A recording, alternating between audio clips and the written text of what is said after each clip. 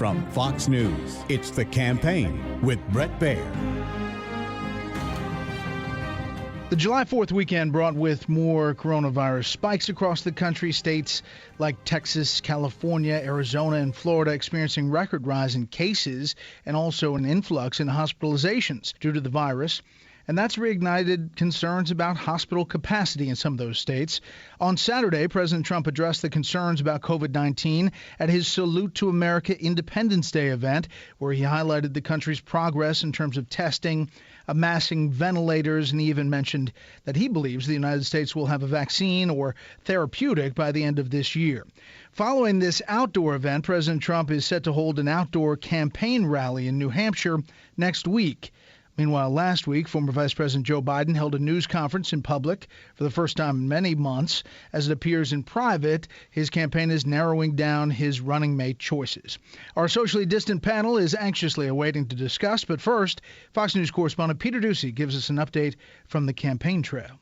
President Trump is trying to define Joe Biden for people who might not have been paying attention to him since he left the Obama White House or in the primaries as a radical leftist. But the Biden campaign argues in a new memo it's not working. Quote, the reality, while Donald Trump is desperately trying to paint Biden as out of the mainstream, Trump's record of shoveling taxpayer money to big corporations, cutting taxes for the wealthy, and suing to take away protections for people with pre-existing conditions couldn't be any further from the values of ordinary Americans.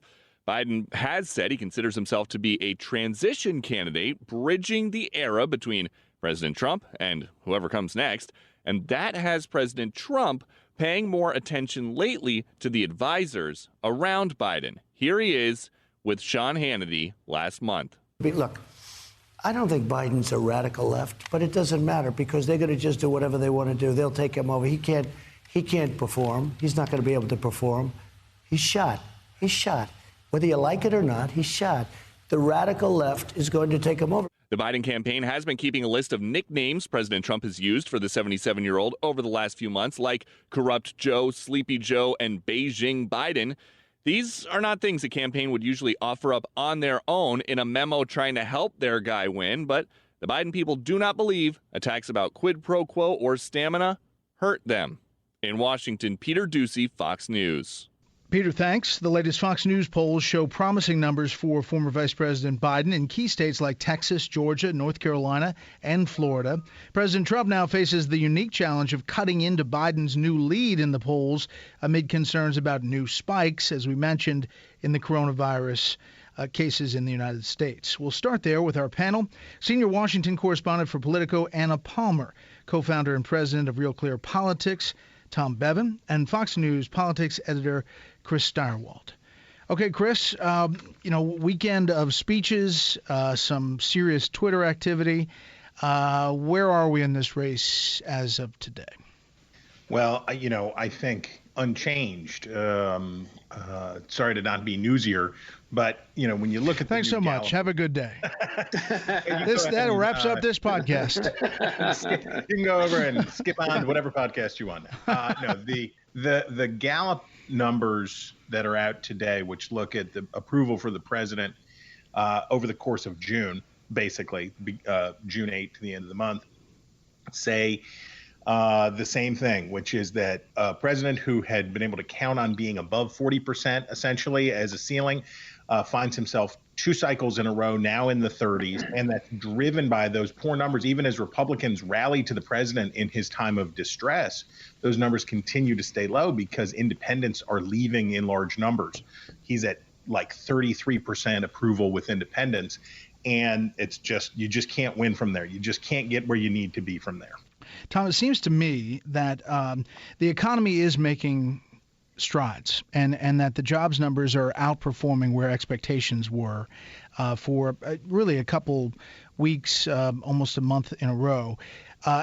But that there is this disconnect between suburban women, suburban voters, and President Trump currently, if you believe the polls. And while it's in their interest to vote for him financially, perhaps, he has to give them permission by what he says and does before this election.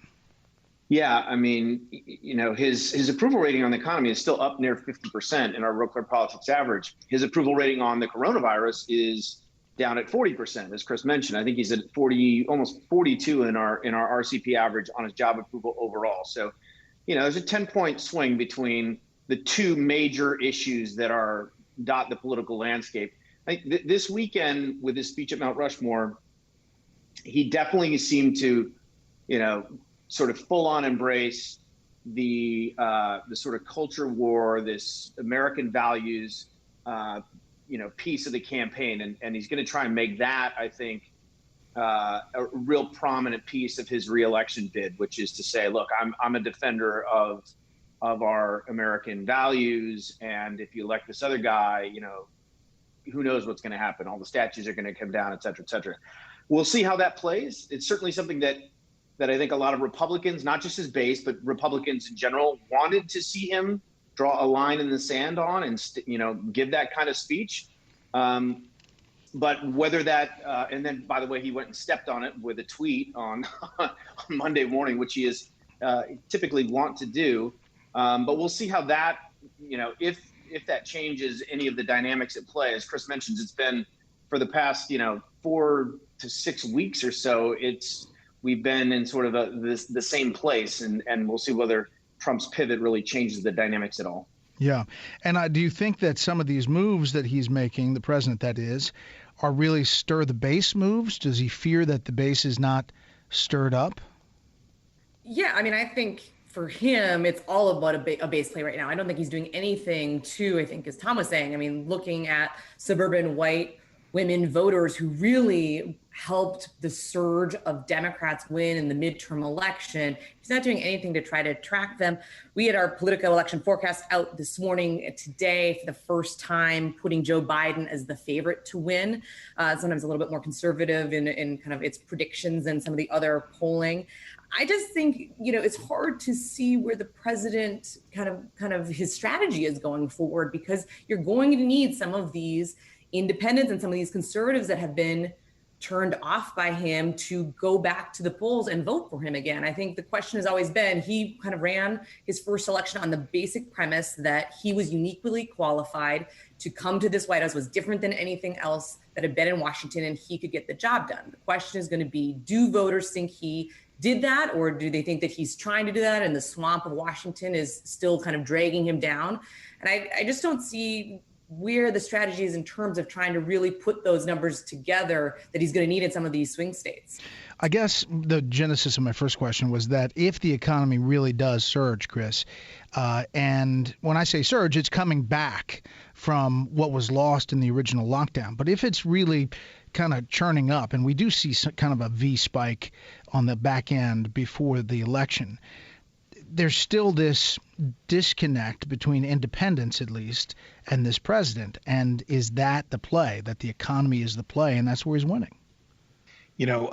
Mitt Romney was adjudged to be better on the economy than Barack Obama, even in exit polls, but pretty consistently throughout 2012. People said that people were dissatisfied with the condition of the economy in 2012. The recovery had been slow and low, and people were discontented with Barack Obama's leadership on the question and thought Romney would do a better job. He still lost by a substantial margin. The thing is, and I think you got to this when talking about permission and a permission structure for voters, Trump right now is in fact concerned about his base. And part of his base that he's concerned about are the older voters, the folks over 65, who went for him by a pretty substantial margin 4 years ago, who are now down on Trump. A lot of that is connected to the way that he has dealt with and not dealt with the coronavirus, from which they are at the greatest risk. So he is, in talking about heritage and talking about the history and talking about the anarchists and the far left, I assume a lot of that is geared to those voters. The problem is that it drives the wedge deeper, that no matter what he promises on the economy, it drives the wedge deeper with those college-educated suburban voters. Suburban voters are half of the electorate. And the way Trump is conducting himself and the way that he's doing and focusing on these ancillary issues and not talking about the economy and not talking about the coronavirus, insofar as those are two separate things, the degree to which he's focusing on these divisive ancillary wedge issues drives a wedge also between him and the persuadable suburban voters who will turn him out of office if things keep up this way. I mean, you could almost hear Senate Republicans up for election this year going, put the Twitter down this morning, because you can survive the New York Times saying that you have a divisive speech when half of the country says they didn't hear it that way. And you can say that New York elite look at it one way and middle of the country looks at it another way. For the full podcast, go to foxnewspodcast.com.